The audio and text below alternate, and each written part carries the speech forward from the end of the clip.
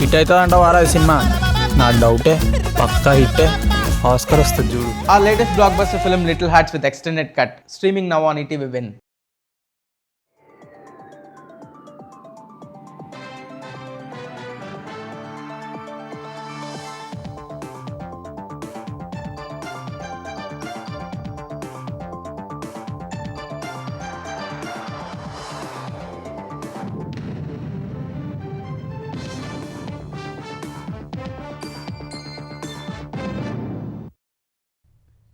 నమస్కారం, ఈటీవీ న్యూస్కి స్వాగతం. ముందుగా ముఖ్యాంశాలు. బీసీ రిజర్వేషన్లపై తెలంగాణ సర్కారు మథనం. నేడు మంత్రులతో సీఎం సమావేశమయ్యే అవకాశం. సుప్రీంకోర్టుకు వెళ్లే యోచన ఉందన్న కాంగ్రెస్ వర్గాలు. హైకోర్టు ఉత్తర్వులపై అధికార విపక్షాల పరస్పర విమర్శలు. బీసీలను కాంగ్రెస్ మోసం చేసిందన్న ప్రతిపక్షాలు. ఎందుకు ఇంప్లీడ్ కాలేదని టీపీసీసీ ప్రశ్న. నేడు ఆంధ్రప్రదేశ్ కేబినెట్ భేటీ. ఎస్ఐపిబి సిఆర్డీ అథారిటీ నిర్ణయాలకు ఆమోదమే అజెండా. భూ కేటాయింపు ప్రతిపాదనలకు పచ్చజెండా ఊపే అవకాశం.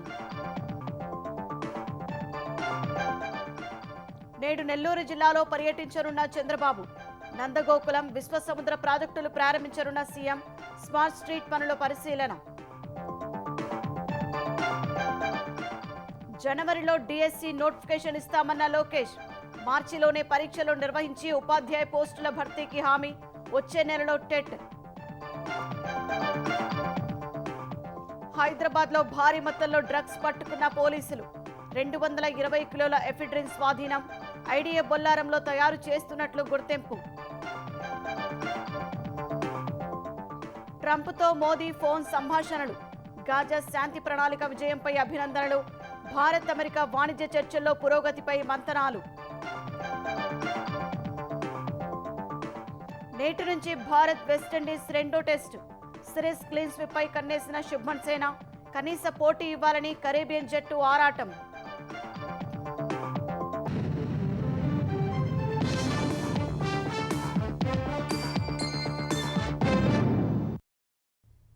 తెలంగాణలో స్థానిక సంస్థల ఎన్నికలకు హైకోర్టు బ్రేక్ వేసిన వేళ తదుపరి కార్యాచరణకు ప్రభుత్వం సిద్ధమవుతోంది.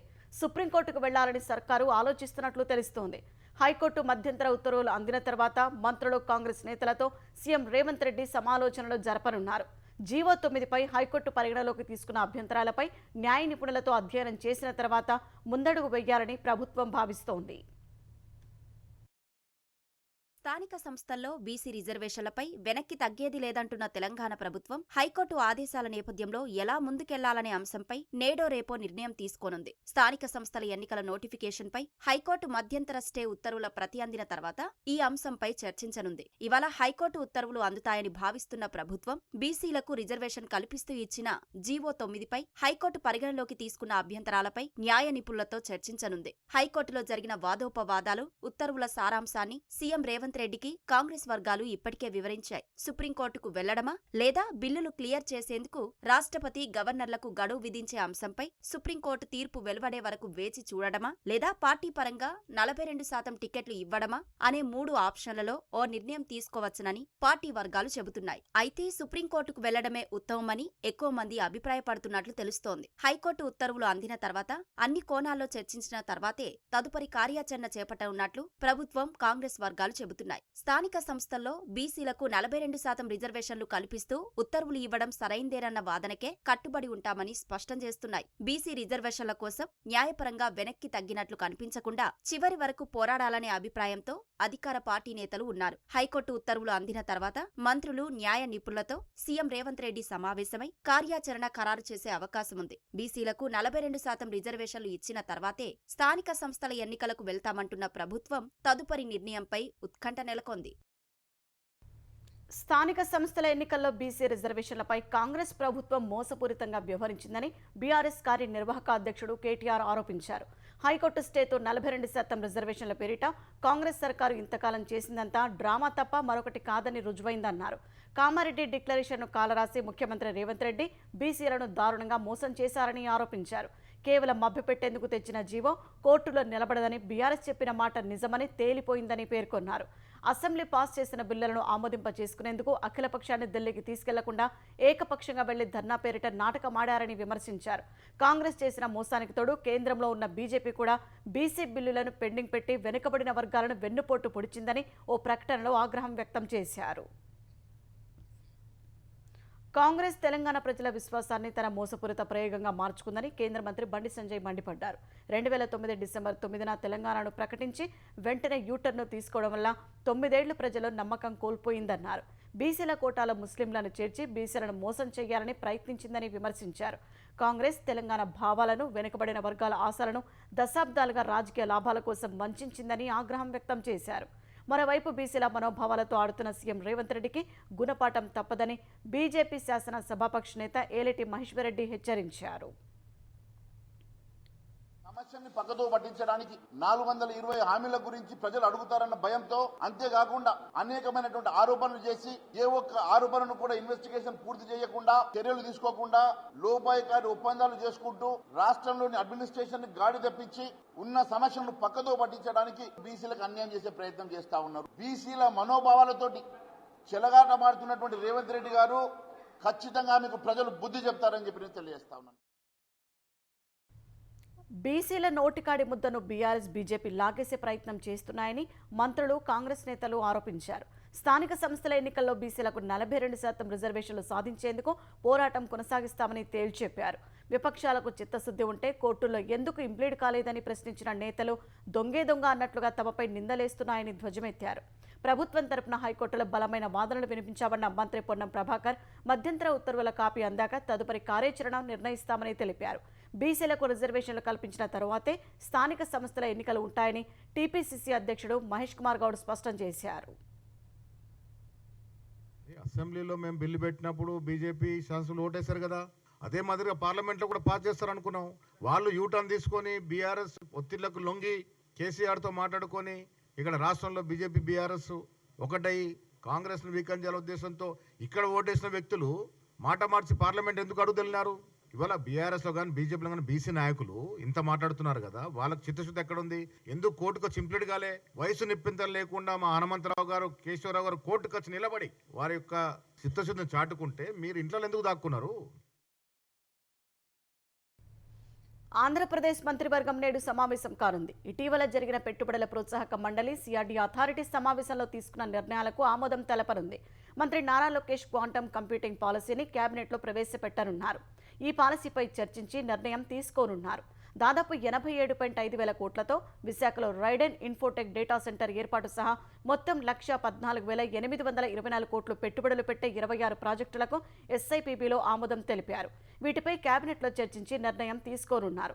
అమరావతిలో దాదాపు 212 కోట్లతో రాజ్భవన్ నిర్మాణం, మంగళగిరి, తాడేపల్లి కార్పొరేషన్ల పరిధిలో భూగర్భ డ్రైనేజీకి నిధులు, కన్వెన్షన్ సెంటర్ల నిర్మాణం, నగర జోనింగ్ నిబంధనలు, గ్రీన్ సర్టిఫైడ్ల భవనాల వంటి దాదాపు 18 అంశాలపై సిఆర్డీ అథారిటీ సమావేశంలో నిర్ణయం తీసుకున్నారు. వీటిపైన మంత్రివర్గంలో చర్చించి నిర్ణయాలు తీసుకోనుంది. ఉప్పాడ మత్స్యకారుల సమస్యలపై ఉప ముఖ్యమంత్రి పవన్ కళ్యాణ్ క్షేత్రస్థాయి పర్యటనకు వెళ్లి వచ్చినందున అక్కడి విషయాలను కేబినెట్ దృష్టికి తెచ్చే అవకాశం ఉంది. ఈ నెల 16న ప్రధాని మోదీ రాష్ట్ర పర్యటనకు రానుండగా జీఎస్టీ సంస్కరణలపై చేపట్టే చైతన్య ర్యాలీ విజయవంతం చేసేందుకు సీఎం మంత్రులకు బాధ్యతలు అప్పగించనున్నారు. వివిధ సంస్థలకు భూ కేటాయింపులకు మంత్రివర్గం ఆమోదం తెలపనుంది. ముఖ్యమంత్రి చంద్రబాబు ఇవాళ నెల్లూరు జిల్లాలో పర్యటించనున్నారు. మధ్యాహ్నం అమరావతి సచివాలయం నుంచి హెలికాప్టర్లో నెల్లూరు జిల్లా వెంకటాచలం మండలం ఈదగాలి గ్రామానికి వెళ్లనున్నారు. అక్కడ నిర్మించిన నందగోకులం లైఫ్ స్కూల్ను ప్రారంభిస్తారు. తర్వాత విద్యార్థులతో ముఖ్యమంత్రి ముచ్చటిస్తారు. సమీపంలో ఉన్న గోశాలకు వెళ్లి Nandi power treadmill machine, Nandagokulam save the bull ప్రాజెక్టులు, ఈదగాలిలో నూతనంగా నిర్మించిన విశ్వ సముద్ర బయో ఎనర్జీ ఇథనాల్ ప్లాంట్ను చంద్రబాబు ప్రారంభించనున్నారు. అక్కడి నుంచి నెల్లూరు చేరుకుంటారు. మంత్రి నారాయణ ఆధ్వర్యంలో ఏర్పాటైన స్మార్ట్ స్ట్రీట్ను పరిశీలిస్తారు. అక్కడ నిర్మించిన 120 షాపులను ప్రారంభిస్తారు. సాయంత్రం తిరిగి అమరావతి చేరుకోనున్నారు.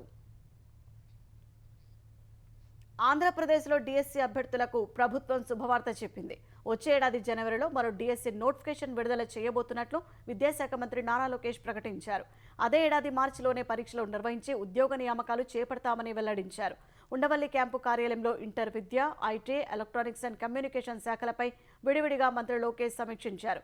ఇచ్చిన మాట ప్రకారం ఇక నుంచి ఏటా డిఎస్సి నిర్వహించనున్నట్లు లోకేష్ వెల్లడించారు. వచ్చే నెలలో టెట్ నిర్వహించనున్నట్లు చెప్పారు.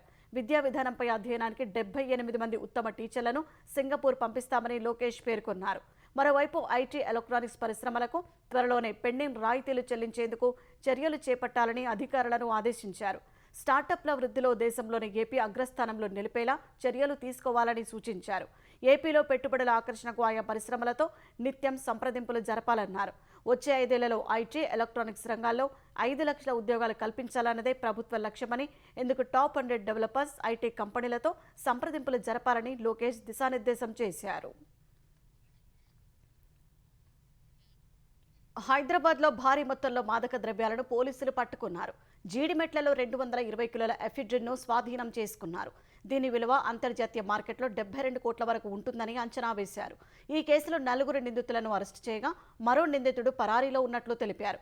హైదరాబాద్ శివారు ఐడియా బొల్లారంలోని ఓ పరిశ్రమలో ఎఫిడ్రిన్ తయారు చేసిన నిందితులు జీడిమెట్లలోని ఓ ఇంట్లో నిల్వ చేశారు.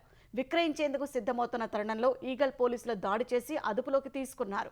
ఈ మాదక ద్రవ్యాల తయారీలో ప్రధాన నిందితుడిగా శివరామకృష్ణ ఉన్నట్లు గుర్తించారు. శివరామకృష్ణతో పాటు అనిల్, వెంకటకృష్ణ, దొరబాబును అరెస్టు చేసినట్లు పోలీసులు చెప్పారు. మరో నిందితుడు ప్రసాద్ పరారీలో ఉన్నారని వెల్లడించారు. డ్రగ్ తయారీకి వాడిన ఫార్ములాను సైతం పోలీసులు స్వాధీనం చేసుకున్నారు. పోలీసింగ్ అంటే నేర నియంత్రణ మాత్రమే కాదని, ప్రజల నమ్మకాన్ని గెలుచుకోవడమే అసలు విజయమని తెలంగాణ డీజీపీ శివధర్ రెడ్డి అన్నారు. డీజీపీ కార్యాలయంలో జరిగిన ఉన్నత స్థాయి సమావేశంలో అదనపు డీజీలు, కమిషనర్లు, ఎస్పీలు, డీసీపీలతో శాంతి భద్రతలపై సమీక్ష నిర్వహించారు. బీట్ పెట్రోలింగ్, నిఘా, ఇంటెలిజెన్స్, కమ్యూనిటీ పోలీసింగ్పై సూచనలు చేశారు. సాంకేతికతతో పోలీసింగ్ మరింత సమర్థమవుతుందన్న డీజీపీ ఏఐ, ఫోరెన్సిక్, సీసీటీవీ వంటి ఆధునిక పద్ధతులను విస్తృతంగా వినియోగించాలని సలహా ఇచ్చారు. తెలంగాణలో ఏటా సగటున 900 హత్యలు, 8000 రోడ్డు ప్రమాద మరణాలు జరుగుతున్నాయని ఆందోళన వ్యక్తం చేశారు. రోడ్డు భద్రతపై ప్రత్యేక దృష్టి పెట్టాలని తెలిపారు. రాత్రి పహారా, ట్రంక్ అండ్ డ్రైవ్ చెక్లు, అవగాహన కార్యక్రమాలను పెంచాలని డీజీపీ ఆదేశించారు. మహిళల భద్రత, సైబర్ నేరాలు, నార్కోటిక్స్పై ప్రత్యేక దృష్టి పెట్టాలన్నారు. సమాజంలో క్రమశిక్షణ కోరాలంటే ముందు మనం ఆచరించాలని శివధర్ రెడ్డి స్పష్టం చేశారు. కలిసికట్టుగా పనిచేయడం, పారదర్శకత ద్వారా తెలంగాణ పోలీసును దేశానికి ఆదర్శంగా తీర్చిదిద్దాలని పిలుపునిచ్చారు. గ్లోబల్ క్యాపబిలిటీ సెంటర్లకు రాజధానిగా హైదరాబాద్ మారడం వెనుక గత బీఆర్ఎస్ ప్రభుత్వం కృషి ఎంతో ఉందని మాజీ మంత్రి కేటీఆర్ స్పష్టం చేశారు. ప్రస్తుతం 2వ స్థానంలో ఉన్న హైదరాబాద్ త్వరలోనే మొదటి స్థానానికి వస్తుందని ఆశిస్తున్నట్లు తెలిపారు. హైదరాబాద్లోని నోవాటలో జరిగిన జీసీసీ సమావేశంలో పాల్గొన్న కేటీఆర్ తాము అధికారంలో ఉన్నప్పుడు వ్యక్తుల ఆధారంగా కాకుండా శాశ్వతంగా మంచి ఫలితాలు వచ్చేలా వ్యవస్థలు, చట్టాలు, సంస్కరణలు చేశామని చెప్పారు. ఫలితంగా తెలంగాణ వ్యాపార, వాణిజ్య, పెట్టుబడి రంగాల్లో అగ్రస్థానంలో నిలిచిందన్నారు. అధికారంలో ఉన్నా లేకపోయినా తెలంగాణకు భారీగా పెట్టుబడులు రావాలని కోరుకుంటున్నామన్న కేటీఆర్ ఆ దిశగా ప్రభుత్వం కృషి చేయాలని విజ్ఞప్తి చేశారు. Hyderabad, which is a vibrant and an innovative destination for global capability centers in India. Well, it pained me, in fact, when one of the speakers was saying, we are number 2 in GCCs. I promise you the day is not very far when we will beat Bangalore and will become number 1 in GCCs across the country. ఆంధ్రప్రదేశ్లో కూటమి ప్రభుత్వం మరో ఎన్నికల హామీని నిలబెట్టుకుంది. గ్రామీణ ప్రాంతాల్లోని పొదుపు సంఘాల్లో కీలకమైన విలేజ్ ఆర్గనైజింగ్ అసిస్టెంట్ విఓఏ పదవీ కాలంపై కీలక నిర్ణయం తీసుకుంది. పొదుపు సంఘాల ఆర్థిక నిర్వహణ కోసం ఏర్పాటు చేసుకున్న పుస్తక నిర్వాహకులకు వైసీపీ హయాంలో 3 ఏళ్ల పదవీకాలం నిబంధన అమల్లోకి తీసుకురాగా దానిని కూటమి ప్రభుత్వం నిలిపివేసింది. వివిధ సంఘాల నుంచి వచ్చిన అనేక ప్రతిపాదనల మేరకు ప్రభుత్వం ఈ నిర్ణయం తీసుకుంది. విఓఏ ఎంపిక లేదా తొలగించే అధికారం విలేజ్ ఆర్గనైజేషన్ ప్రభుత్వం కట్టబెట్టింది. ఆర్థిక దుర్వినియోగం చేస్తే విఓఏపై క్రిమినల్ చర్యలు తీసుకునేందుకు డిఆర్డీఏ పీడీకి అధికారం కల్పించింది. నిబంధనలు తక్షణమే అమల్లోకి వస్తాయని తెలిపిన ప్రభుత్వం అవసరమైన చర్యలు తీసుకోవాలని సెర్ప్ సీఈఓను ఆదేశించింది. ఈ నిర్ణయం వల్ల ఏపీలో 27,000 మంది పుస్తక నిర్వాహకులుగా పిలిచే విఓఏలు గ్రామ సంఘం పరిధిలోకి వచ్చినట్లు ప్రభుత్వం తెలిపింది. దీనివల్ల ఉద్యోగ భద్రత లభించినట్లు పేర్కొంది.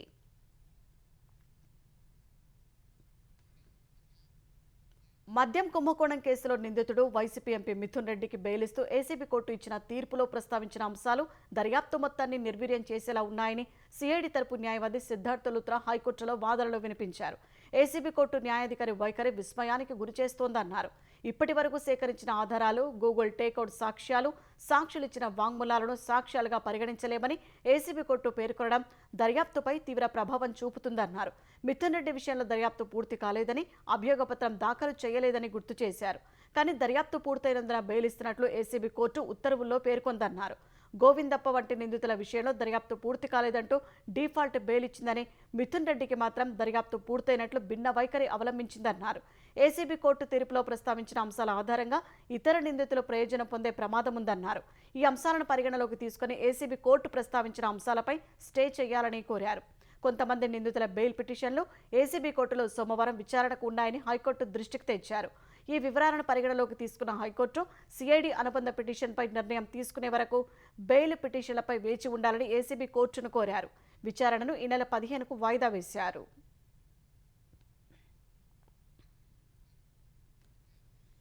విశాఖ జిల్లా భీమునిపట్నం బీచ్కు అతి సమీపంలో సిఆర్జెడ్ నిబంధనలకు విరుద్ధంగా అక్రమ నిర్మాణాలు చేపట్టిన కేసులో వైసీపీ మాజీ ఎంపీ విజయసాయిరెడ్డి కుమార్తె పెనక నిహారెడ్డి, ఆమెకు చెందిన అవ్యాన్ రియల్టర్స్పై ఆంధ్రప్రదేశ్ హైకోర్టు కొరడా జలిపించింది. కాంక్రీట్ గోడ కూల్చడానికి పునాదులతో పెకిలించి వేయడానికి ఇప్పటి వరకు ప్రభుత్వం ఖర్చు చేసిన 48.21 లక్షల రూపాయలను జీవీఎంసీకి జమ చేయాలని హైకోర్టు ఆదేశించింది. వారంలోగా ఆ సొమ్ము చెల్లించాలని తేల్చెప్పింది. అటు అక్రమ నిర్మాణాల కారణంగా ప్రకృతి పర్యావరణానికి 17.46 కోట్ల నష్టం చేశారని, ఆ సొమ్మును రాబట్టాలని కేంద్ర పర్యావరణ అటవీ శాఖ నేతృత్వంలోని కమిటీ ఇచ్చిన నివేదికపై స్పందన తెలియచేయాలని నేహారెడ్డి ఆమె సంస్థను హైకోర్టు ఆదేశించింది.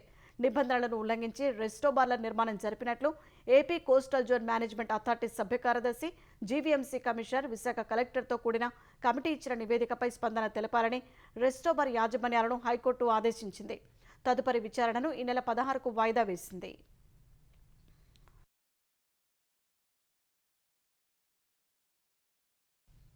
అనకాపల్లి జిల్లాలో జగన్ పర్యటన రోజే వైసీపీకి గట్టి షాక్ తగిలింది.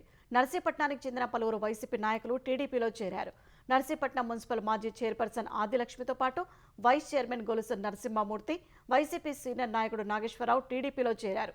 వారికి సభాపతి చింతకాయల అయ్యన్న పాత్రుడు సతీమణి, టీడీపీ రాష్ట్ర ప్రధాన కార్యదర్శి చింతకాయల విజయ్ పార్టీ కండువాలను కప్పి సాదరంగా ఆహ్వానించారు. చరిత్రాత్మక గాజా శాంతి ప్రణాళిక విజయవంతం కావడానికి కృషి చేసినందుకు అమెరికా అధ్యక్షుడు ట్రంప్నకు ప్రధాని మోదీ అభినందనలు తెలిపారు. ఈ మేరకు ట్రంప్తో ఫోన్లో సంభాషించినట్లు మోదీ వెల్లడించారు. గాజాలో యుద్ధం ముగించేందుకు ఇజ్రాయెల్, హమాస్ అంగీకరించాయని ట్రంప్ చేసిన ప్రకటనను మోదీ స్వాగతించారు. ఇజ్రాయెల్ ప్రధాని బెంజమిన్ నెతన్యాహు బలమైన నాయకత్వానికి ఇది అద్దం పడుతోందని పేర్కొన్నారు. బందీలను విడుదల చేయడం, గాజా ప్రజలకు మెరుగైన మానవతా సాయం అందేలా చూడటం వల్ల శాశ్వత శాంతికి బాటలు పడతాయని ప్రధాని మోదీ ఆశాభావం వ్యక్తం చేశారు. ట్రంప్తో భారత్, అమెరికా వాణిజ్య చర్చలో సాధించిన పురోగతిపైన సమీక్షించినట్లు ప్రధాని మోదీ ఎక్స్లో వెల్లడించారు. రానున్న రోజుల్లో సన్నిహిత సంబంధాలు కొనసాగించేందుకు పరస్పరం అంగీకరించినట్లు పేర్కొన్నారు. మరోవైపు ఇజ్రాయెల్ ప్రధాని నెతన్యాహుతోనూ ఫోన్లో మాట్లాడిన మోదీ శాంతి ఒప్పందం పట్ల అభినందనలు తెలిపారు.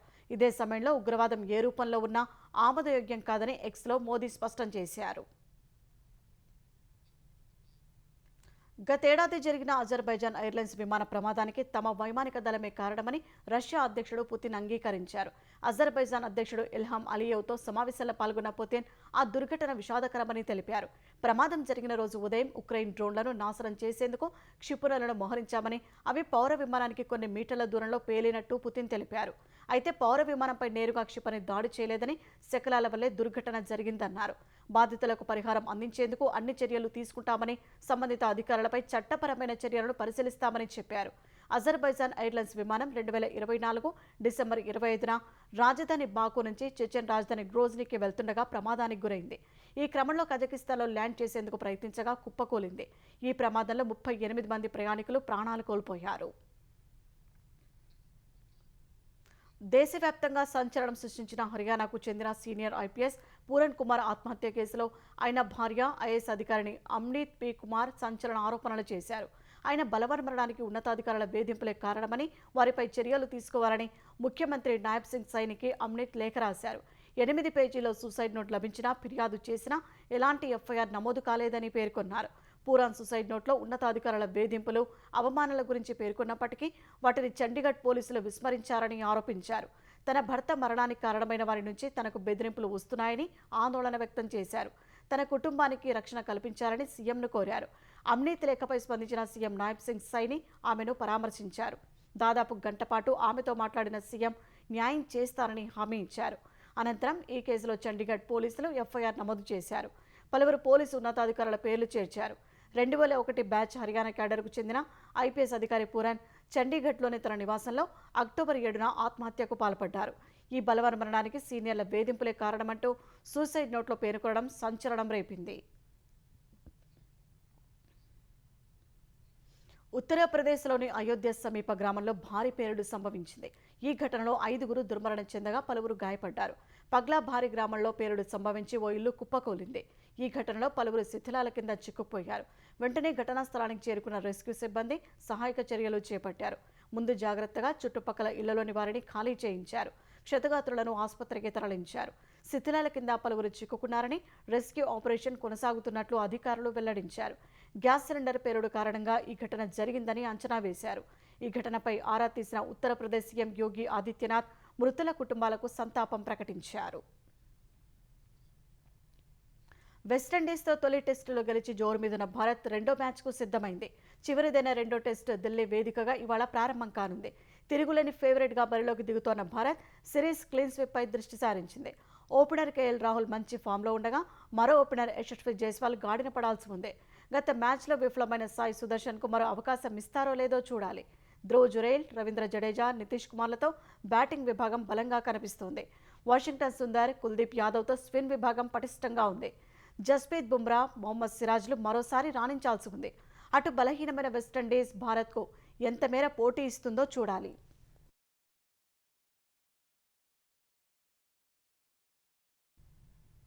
మహిళల వన్డే ప్రపంచ కప్లో భారత్ తొలి ఓటమి చవిచూసింది. దక్షిణాఫ్రికాతో జరిగిన మ్యాచ్లో ఓటమి పాలైంది. టాస్ ఓడి తొలుత బ్యాటింగ్ చేసిన భారత జట్టు 49.5 ఓవర్లలో 251 పరుగులకు ఆలౌట్ అయింది. 94 పరుగులతో అదరే ఇన్నింగ్స్ ఆడిన రిచా ఘోష్ కొద్దిలో శతకాన్ని కోల్పోయింది. ప్రతీక రావల్ 37, స్నేహరానా 33, స్మృతి మందాన 23 పరుగులు చేశారు. అనంతరం బ్యాటింగ్కు దిగిన దక్షిణాఫ్రికా 48.5 ఓవర్లలో 7 వికెట్లు కోల్పోయి విజయాన్ని సొంతం చేసుకుంది. నాడిన్ డిక్లర్క్ 84, ఓల్వార్ట్ 70, క్లోడ్ ట్రయాన్ 49 పరుగులు చేశారు. తదుపరి మ్యాచ్లో భారత్ ఆదివారం ఆస్ట్రేలియాతో ఆడనుంది.